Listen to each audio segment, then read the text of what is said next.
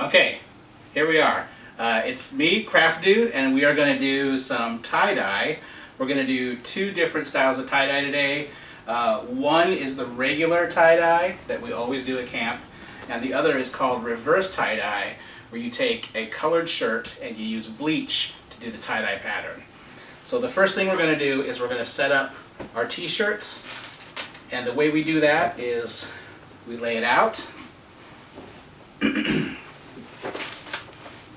You pick the spot where you want your swirl to start, give it a little pinch, and you just kind of twist it up like a big cinnamon roll. Just kind of spin it, making sure all your folds and stuff are all even. Get it all the way around. And we're going to take some rubber bands, and we're going to lock our little swirl in place. Now the amount of rubber bands you use depends on how many colors you use. If you're doing like 4 colors, then 2 rubber bands is fine, or 8. If you're doing 3 colors or more, whatever, get as many as you want.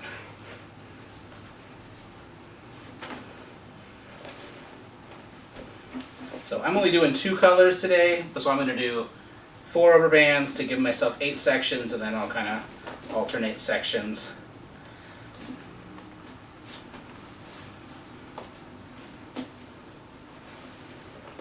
I should have worn gloves for this, but I didn't. That's cool. Alright. So there's one, our little cinnamon bun, all rolled up. Now I'm going to do the same thing with this t-shirt. Pick your spin point. Spin it up.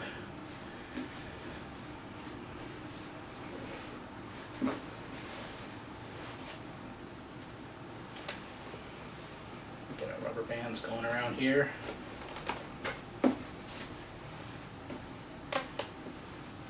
This one I'm doing bleach, so it's just one color against the t-shirt, so it's not going to matter how many other rubber bands I use.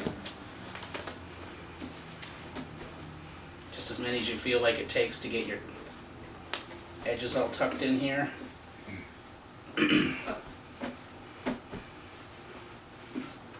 Okay, so we have our 2 t-shirts ready to go. Let me grab a couple of pans and our bleach and our dye, and we'll be right back. Okay, so I just have a couple of aluminum baking pans here. I got them from the dollar store. This is just to help contain the dye and the bleach. I have a bottle of half bleach and half water. And these are about 1/3 grit dye and 2/3 water. So the first one I'm going to do is the bleach, because it has to sit a little longer. So the stronger, the less you dilute the bleach, the stronger it is, the more it's going to bleach the t-shirt. But you don't want to make it too strong because it can make holes in the t-shirt. So I'm just going to go ahead and put some bleach on here. I'm kind of going to do every other. I want this to have a lot of black left on it when I'm done, and not all bleach.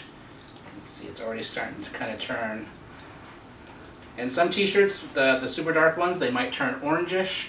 Other colors might just turn a lighter shade of whatever color the shirt is. It really depends on the fabric and the shirt, and how long you let the bleach sit.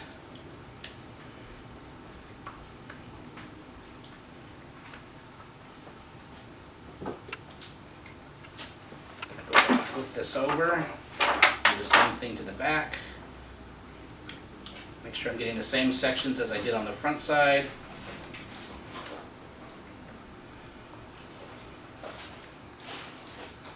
So for the reverse tie-dye one with the bleach, I don't pull apart the folds as much, because I like more black and less bleach.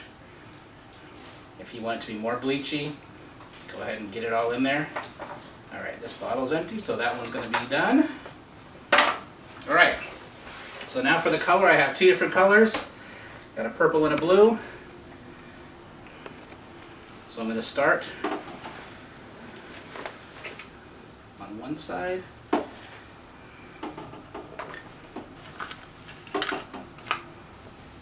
I'm going to do every other section with the blue.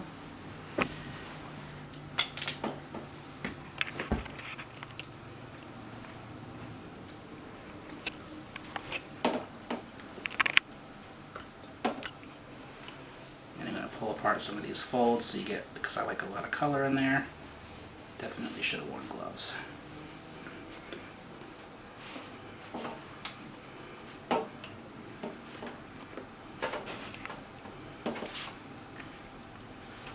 Flip this and do the other side.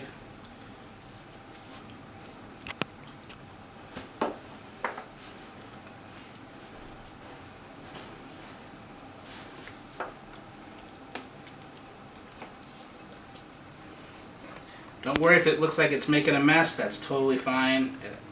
It'll look great when it's done.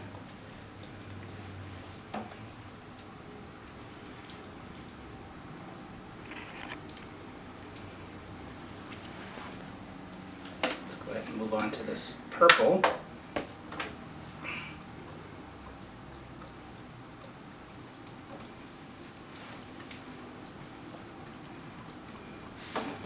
Remember to make sure you get inside all the little folds. If you don't, it'll still look okay. It'll just have less color and more white. So the more you saturate it, the more vibrant your colors will be.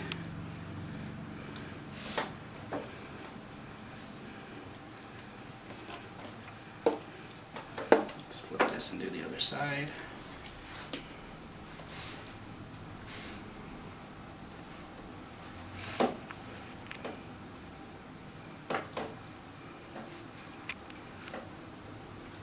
We're on the black one with the bleach. I like a lot of black and less color and less bleach. This one I prefer more color, but it's up to you, whatever you want to do.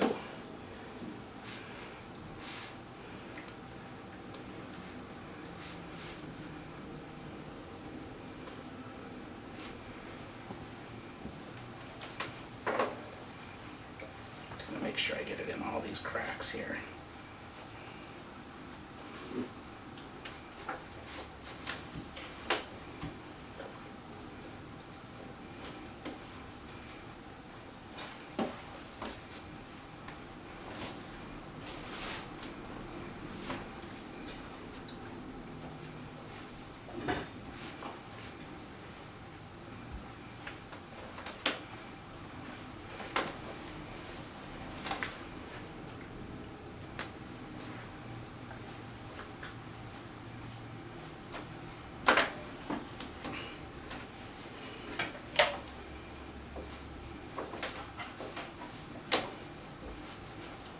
I got this one pretty good.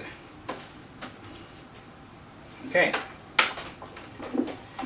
Okay, looks like my bleach one is ready to go, so I'm going to go ahead and rinse this out in the sink real quick. And you want to make sure that when you rinse it, you rinse with cold water, and you rinse it really well, because you got to get all the bleach out, otherwise it'll keep bleaching and it can eat away at your shirt.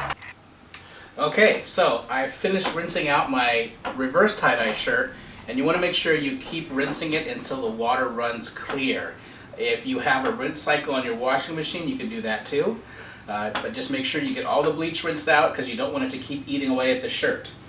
So we're going to go ahead and unwrap the tie-dye shirt. And this one I just kind of squeezed all the extra dye out just to make sure. But you want to you don't want to rinse this one, or you can rinse your dye out. You just want to let it dry dyed. So I took the rubber bands off, and let's unwrap it here.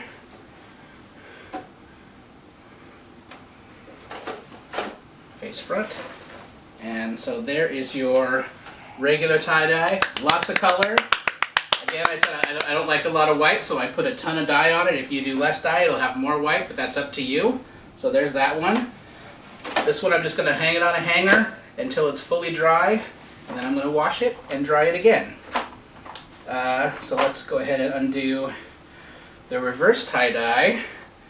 There we go. So this one came out nice, got lots of color variation from the dye, nice swirl pattern. And again, if you do more or less dilute bleach, it'll look different. You can always do less and let it sit longer. Again, experiment with it, it's great.